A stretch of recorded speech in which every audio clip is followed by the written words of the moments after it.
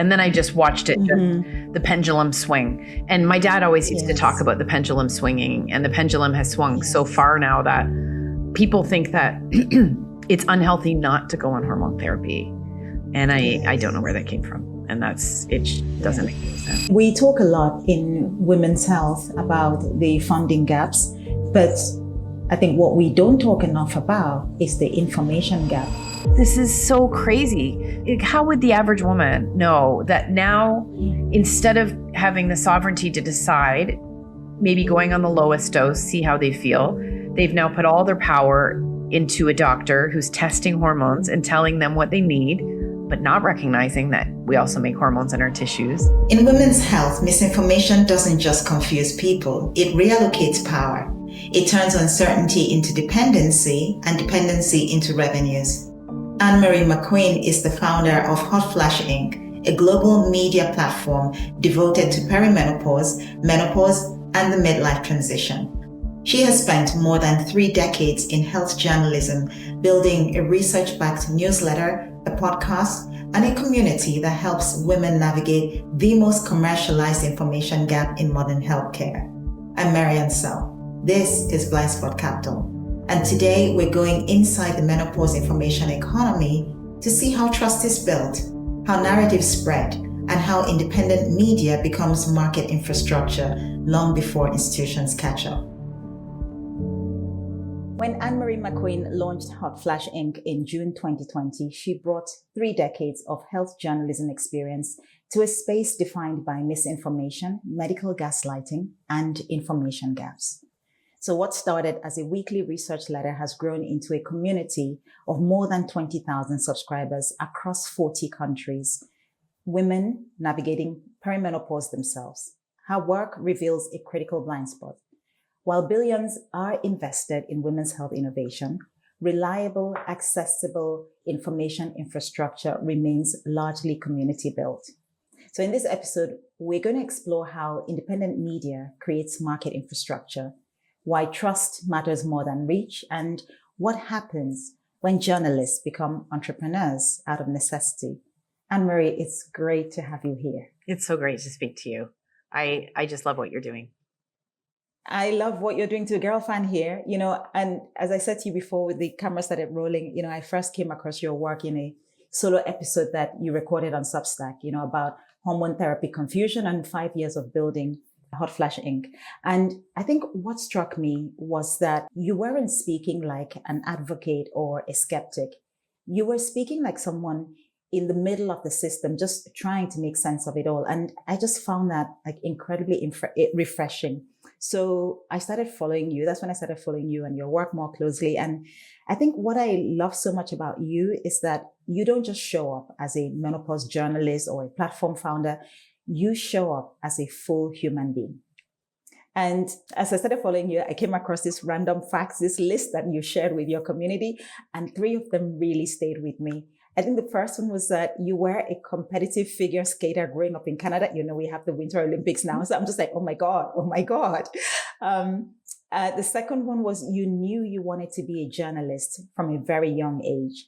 And then there was this moment at 14 when you were in this giant bear costume that you read about, you're handing out flyers, and then you got your period and you quietly had to walk away from that job. And I remember reading that and just thinking, this is why people trust you, because you don't present yourself as an expert that's just shouting answers.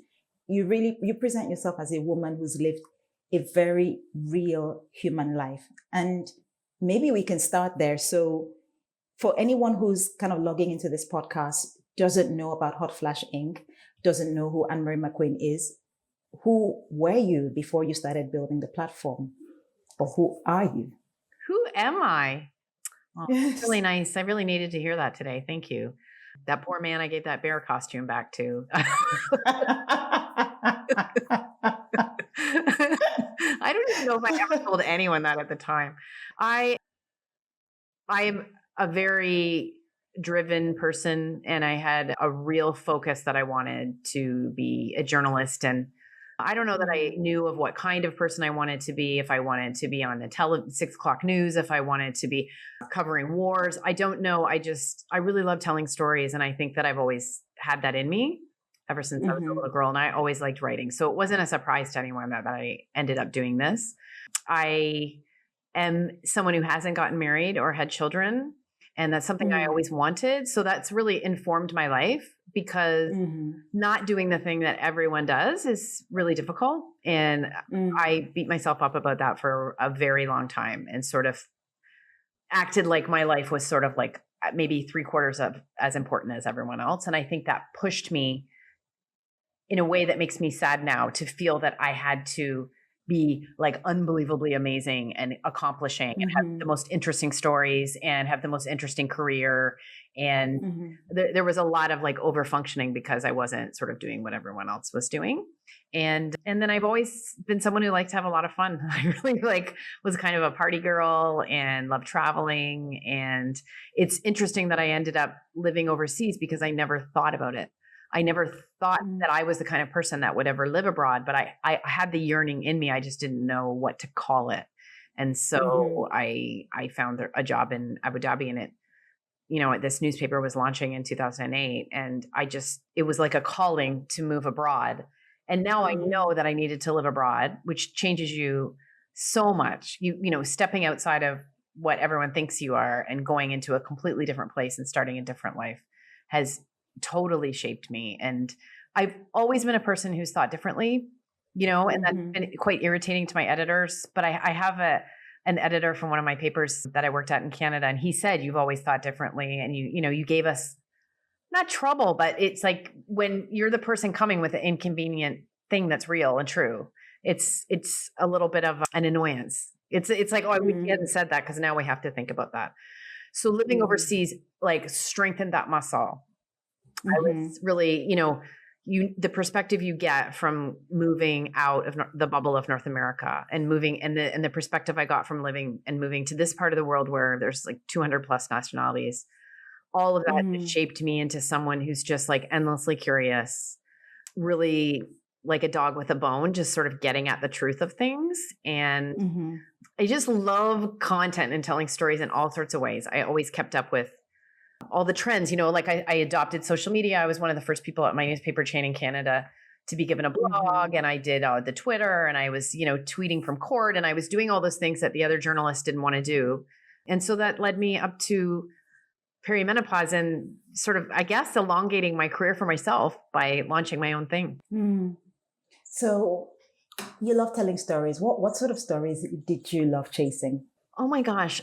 Anything and everything. Like I was thinking the other day that I was driving in Ottawa, the nation's capital, in the early 2000s, and I saw a girl walking a dog, and she had like a harness on it because the back legs of the dog weren't working.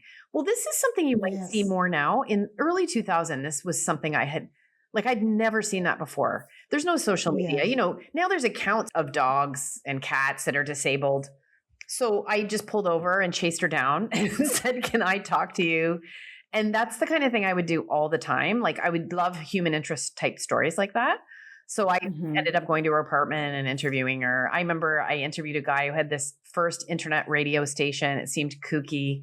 I spoke to, I always liked underdog stories too. Like one of the stories that I really, really liked doing that I'm really proud of was early on, when you go back to Canada, cannabis is everywhere. It's shocking. Like it's so ubiquitous, but it was so illegal when I was growing up.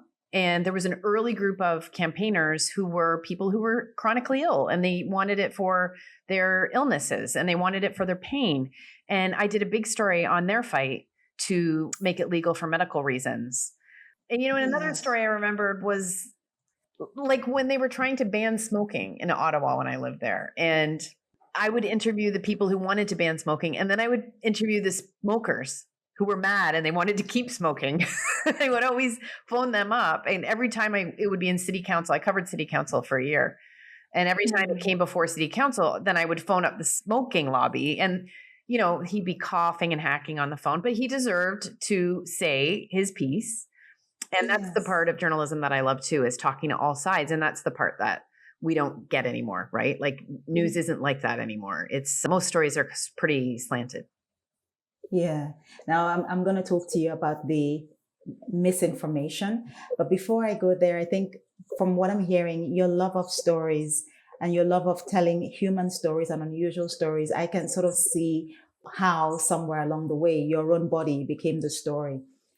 Take me back to when you first realized you were in perimenopause. What was happening in your body and maybe in your life at the time?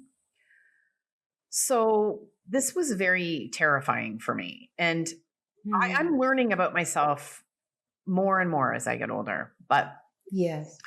we all have things from our childhood and we all have coping mechanisms. And early in my 30s, I had just lost my mom to cancer. I was reporting for a daily newspaper and doing some really scary stuff, going to murder scenes, seeing bodies pulled out of rivers, going to bad accidents. And I wasn't prepared for any of that stuff. And I didn't have healthy coping mechanisms. And so that started a time of just chronic stress. I didn't really grieve my mom properly. It was devastating. And that started decades of gut issues, IBS. And so I always struggled a lot in my life and I never really understood. I'd say to people, like, I don't feel like I'm bipolar, but I just feel like I could have a shadow bipolar. I read an article that said you can have, we know so much more about psychology now. I think I just constantly struggled. I think I had ADHD and perhaps a little bit on the autism spectrum. I haven't been formally diagnosed. I'm not going to be bothered to do it probably, but I just know I know myself, and people who know me know I'm a little bit odd. I'm overwhelmed frequently. And then I had gut issues and I had, hormonal issues. And so when I hit perimenopause, it was awful. And now I know that when that progesterone recedes, that it leaves your resilience low. And some of the things that started to happen to me that I just had no idea what was happening. Now I know what was happening, but I started to experience just really terrible anxiety, panic attacks, like tantrums almost, like just really losing it if like I spilled something. I started having nightmares like almost every night. And I would have a nightmare that I was dying. I would wake up and I was dying. And I was supposed to be taking medication, but I hadn't taken it for a while. So I would wake up night after night, just like scrambling on my bedside table, looking for this medication that I wasn't taking.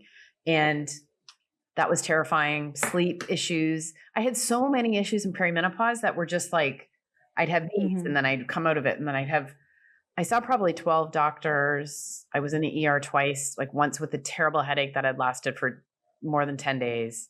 Once with chest pains. This isn't all at once. Like this is over 6-7 years.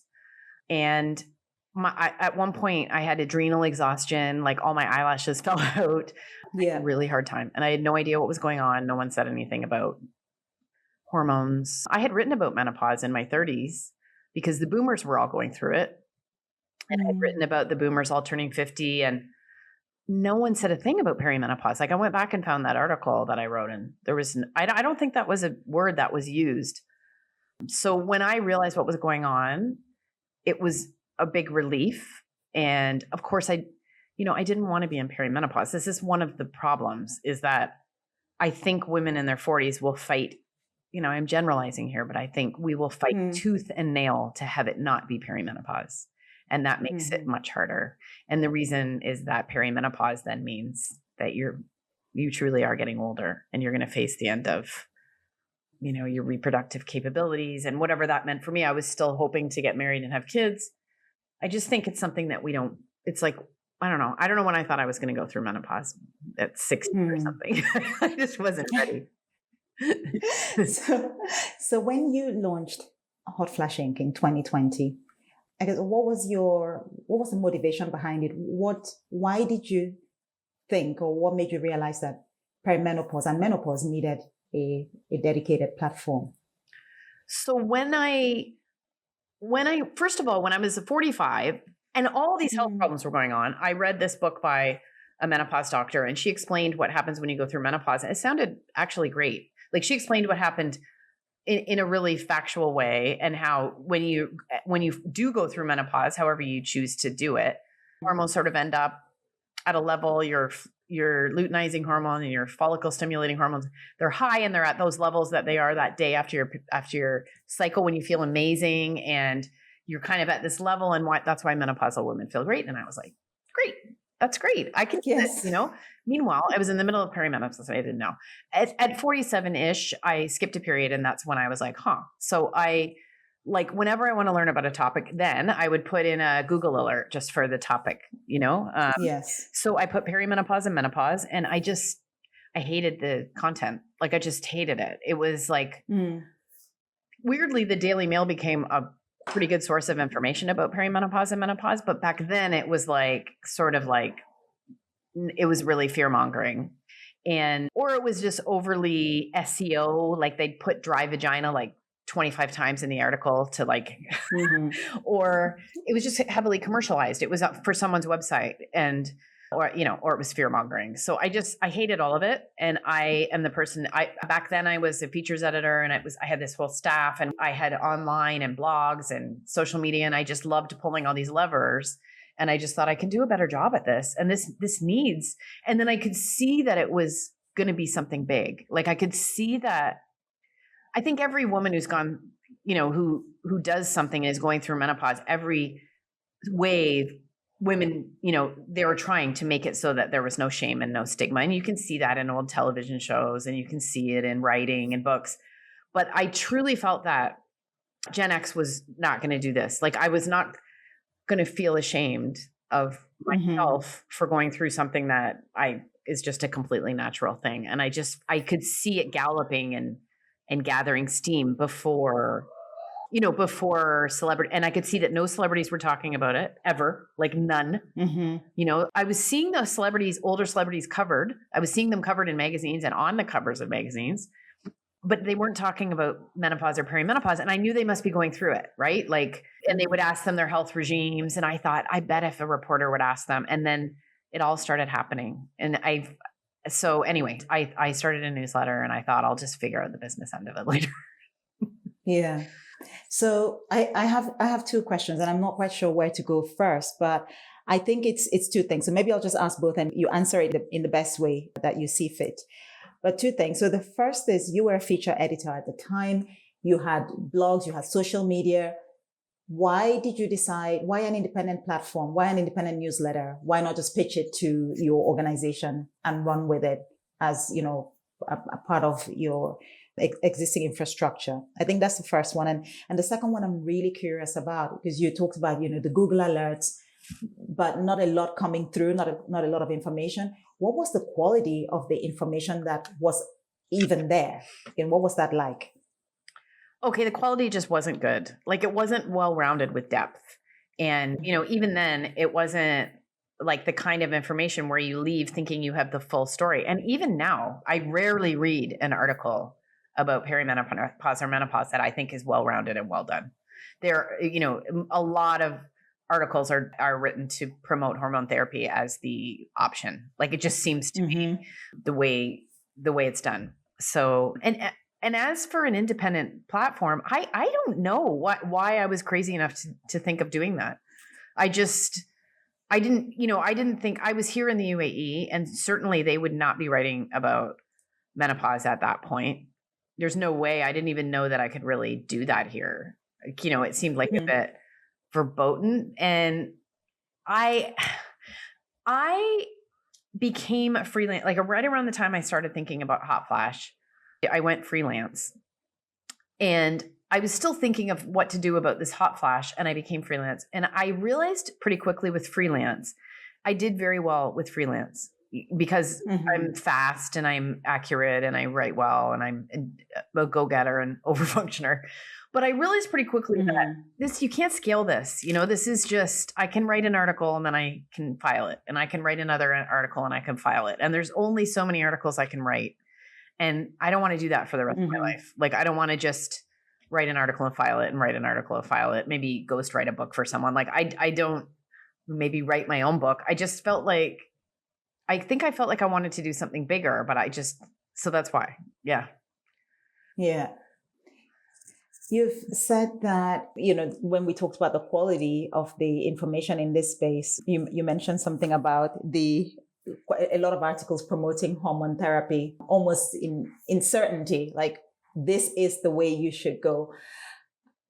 When did you realize that certainty in this space is potentially a red flag? It was after a couple of years, because in the beginning, I didn't see that many people sharing content, like in terms of doctors and people that I would follow. And in the beginning, the people that I followed were a lot more well-rounded. And then there was like a winnowing for sure in this hormone therapy direction, you know, this narrative of, and I'm not saying this isn't true, but it's an overwhelming narrative that the Women's Health Initiative, women were happily on hormone therapy, and then the Women's Health Initiative came along, and it's a terrible study, which isn't true. Like parts of it, the methodology was a bit messed up and the age groups, but the study itself hasn't been debunked. But this narrative that study came along and then ruined everything, and then women went off hormone therapy and they couldn't get hormone therapy. And all that's true. Like some women went off hormone therapy, they were scared. But the overwhelming push of everyone towards hormone therapy, I started to realize, like, I started to see people growing like so quickly. And I thought I could grow that quickly if all I talked about was hormone therapy, but I just couldn't do it because I can't just talk about hormone therapy all the time. Yes. Even before the Women's Health Initiative, you know, 30, 40, 60% of the world wasn't on hormone therapy. Now, like 95% of the world isn't on. There's large swaths of the world where barely anyone's on hormone therapy. It's just not reflective of the whole world that lots of women can't go on it. I personally have tried. I can't go on it, which I think has kind of made me a little bit more objective about it. Yeah. And it's not a popular approach, you know, to say I want everyone to have access to hormone therapy, but you know, there's a few unfinished sentences here. And then I just watched it, the pendulum swing. And my dad always used to talk about the pendulum swinging, and the pendulum has swung so far now that people think that it's unhealthy not to go on hormone therapy. And I don't know where that came from. And it doesn't make any sense. Yeah. Now, there is a lot of noise in, menopause, perimenopause. I think the fact that we also have quite a bit of gaps in terms of, you know, scientific studies that have been done, longitudinal studies that have followed women from before menopause through premenopause to menopause and post, that there's lots of people out there who try to sell anything and everything from supplements to you name it, you know, to women, almost taking advantage of that information gap. It's something that, you know, if you're a woman of a certain age, you do get all sorts of ads targeting you on Instagram or on any social media. I guess what I wonder for you, how do you cut through the noise? You know, as a journalist turned founder focusing on, you know, midlife, women in midlife. I'm having a really hard time. Doing it. I've had a hard time the whole time, and I got really lost with this hormone therapy business. But then I found really smart people, and I found sort of my own belief system, which is very open. And then it's been a little bit easier, you know, and then I sort of spotted the narratives. And once you find some really smart people, and most of the people that for example, I have the Hot Flashing Summit. I had the first summit last year, and I've just become almost allergic to the people who are trying to scare women about all aspects of this. It's so repugnant to me that women would be scaring women about something like this, you know, so I kind of lost my train of thought there, but I just, no fear. Like, I just can't handle anyone scaring us. And that's whether you're a personal trainer or whether you're a doctor who has a big following on social media. You have no business scaring women. And there's definitely more than one way through. Yeah. I mean, we talk a lot in women's health about the funding gaps. And what you've built, Anne-Marie, is really information infrastructure. And I guess that's what I want to talk about next with you, because, you know, as I said, we mentioned, we talk a lot about the funding gap, but I think what we don't talk enough about is the information gap. In your view, what what do investors misunderstand about how women actually find and trust information? Or what should investors know about that? I mean, there are so many gaps in this conversation that it will make your head spin. And if you don't know about them, then you'll just repeat information that you've been told. But I mean, there are so many gaps in just the way people prescribe hormone therapy or what they believe about hormone therapy. Like I've just mapped this out, and there's just like 9 different approaches, but within those, there's all little different approaches. And so if you're a woman trying to figure out what's going on, it really depends who you decide to follow. And that's why I always say, please follow 5 people, and they say different things. But if, I got to remember that most women don't have time, and they're not spending all this time in this space. So it really depends who they end up in front of for help. And if they end up in front of like a mainstream doctor who probably doesn't know that much about hormone therapy, because they don't learn about it in medical school unless they've gone to educate themselves, unless they become a menopause practitioner.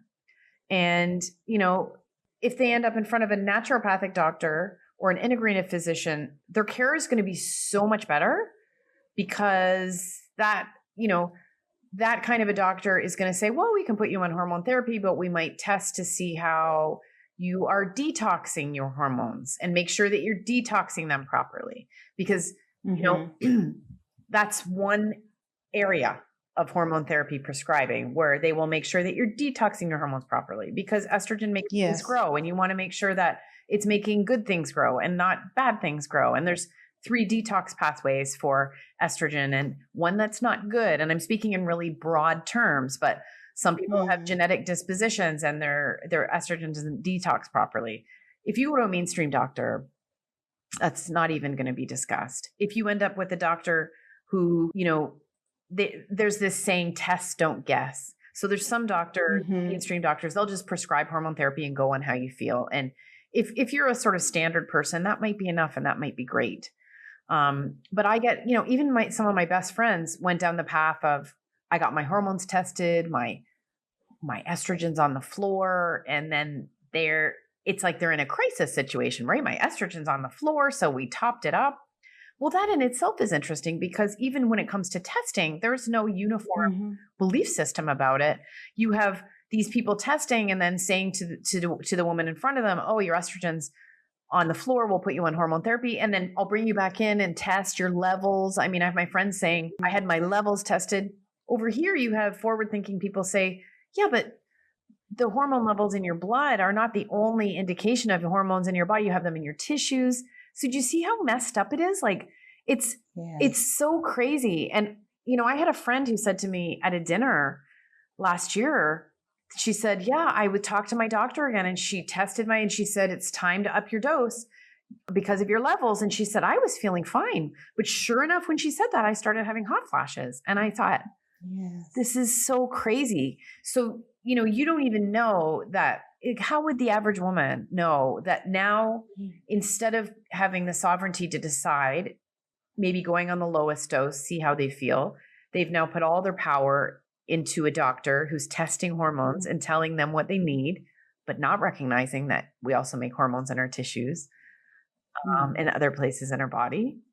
I don't know. I feel like I'm the person who makes this complicated, but it is so complicated. Well, it is, because we're all individual, right? So it is. And actually I asked that because, the post that brought me to you, how I found you, I think you ended that post with a line that said something like, when things get confusing, you ask, who has the most to gain here? Yeah. And I think in that spirit, I'm going to put the question back to you to say, what's the one question that you wish every midlife woman asked before she buys something or follows someone or panics because she's heard something? Who benefits from this fear? Who benefits from me living in this state of fear? Now, I think almost every time there's probably a group of guys that we can't see creating messaging to make sure that you panic and you buy. This is the time to start asking that question. Thank you so much, Anne-Marie. It's been such a joy talking to you. This conversation has been, for me, really amazing. Thank you so much. Thank you. Thanks for having me. No, you're absolutely welcome and absolutely amazing. And I'm looking forward to seeing you in Switzerland. Yes. And for everyone listening, if this episode made you rethink how information infrastructure actually gets built in markets like women's health, which has been overlooked for a while, or if it changed how you think about trust and credibility and where and how women actually turn for answers, then please share it with someone who needs to hear it. You can find Anne-Marie's work at Hot Flash Inc., including her weekly research letter, her podcast, her community, and we'll link everything in the show notes. You can also follow Anne-Marie, especially if you're a woman in midlife. I think her voice is really a credible voice out there, so you should follow her as one of the 5 that she advocates you follow. And you can also follow our work on women's health, capital, and gender-specific innovation at Blindspot Capital and the Femme Health Alliance. Anne-Marie, thank you so much for building and for being here. Thank you. And to our listeners, thank you for being part of this community. Have a great day.